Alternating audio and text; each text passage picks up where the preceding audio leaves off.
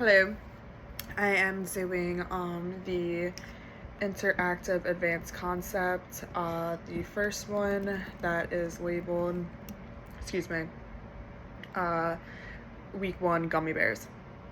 So to begin this, I wanted to explain why a gummy bear has grown in regular water and not in salt water. A normal or common gummy bear is made up of a mixture of sugar, glucose syrup, starch, flavoring, food coloring, and citric acid or gelatin. Hypertonic solutions. A hypertonic solution is any external solution that has a high solute concentration and low water concentration compared to body fluids. In hypertonic solution, the net movement of water will be out of the body into the solution. I have taken this from the website from the National Library of Medicine, National Center for Biotechnical Information. Physiology, Osmosis by Michael J. Lopez. Moving forward, I want to go over the instructions. So I went out and bought gummy bears from the dollar store.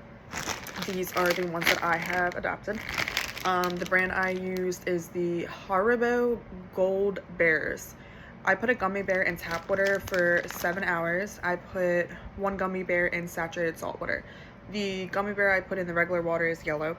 The saltwater one is red.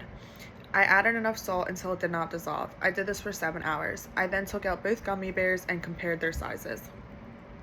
This is the cup that I used. I used 2 of these and put tap water. The materials that I've used was the dollar store gummies, 2 plastic cups, which I just showed you, salt from my salt shaker, which is just regular table salt, tap water from my kitchen sink. I used about 10 ounces of water at room temperature. Observations. Through my observations, I can see that the gummy bear with only water was bigger in size. The salt water made it smaller. This is compared to the original gummy bear as well as each other. I can see the gummy bear and salt water had an impact or influence on the sizing of the gummies. I'm going to define the process. The process is sought out to be that when the gummy bear is placed in the hypertonic solution, the salt water, there is a motion for the water to want to leave the gummy bear to create an equilibrium. This means that the gummy bear is going to become in a smaller size, shrink, if the saltwater solution is at a higher concentration. A major concept from this is that osmosis will be exemplified due to the effect it had on the gummy bear. The volume will expand when it is placed in water. In the salt water, the volume will decrease. I'm going to now go in depth of how each of these apply to the results that I obtained. The concepts and processes are going to directly relate to the results obtained. It is clarifying the process of osmosis as well as solutions having a direct relationship in the experiment. My experiment did not have as exaggerated results as the picture did on the rubric.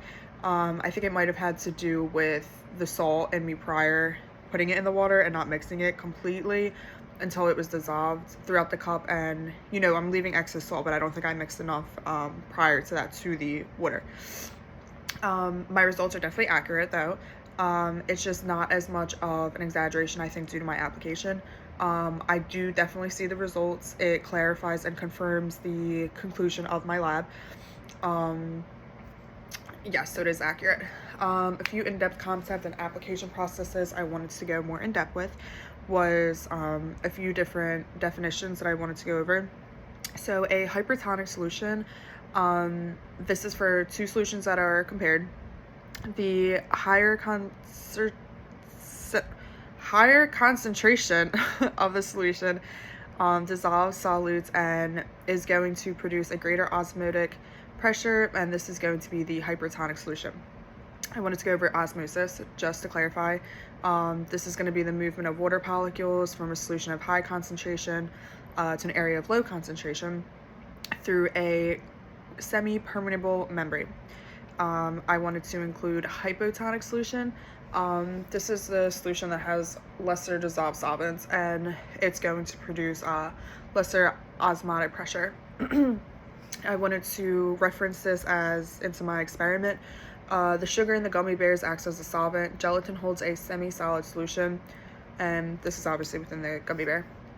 When the gummy bear is placed in tap water, the gummy bear has a higher concentration, and the water flows into the gummy bear through osmosis. So the gummy bear will then get bigger in size. The dissolved solvent is sugar. When the gummy bear is placed in a saturated saltwater solution, the water is going to flow out of the gummy bear.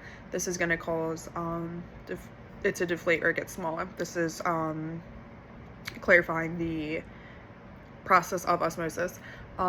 It's placed in the hypersonic solution where the saltwater solution is.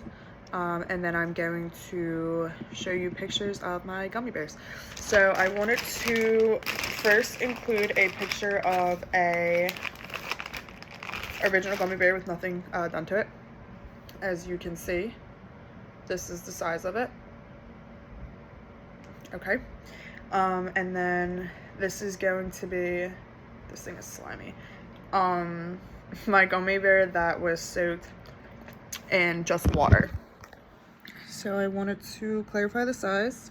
As you can see, this is going to be the size of my gummy bear, and I'm going to now compare it to the size of the normal gummy bear, which you can see right there. You can see very clearly. This red one, as you can see, is going to be the saltwater one. So as you can see, these don't have as much of a difference. This actually looks smaller than this one is. But like I said, I think it was just a mixture. However, you can definitely depict that this yellow one is a lot bigger compared to the other ones. So yeah, it definitely goes in accuracy with my findings, as well as it makes sense for my lab. So in conclusion, it definitely shows that the salt water occurred to make the gummy bear smaller compared to the original, and also compared to the gummy bear that was soaked in water, normal water with no salt, it made it a lot bigger. Thank you.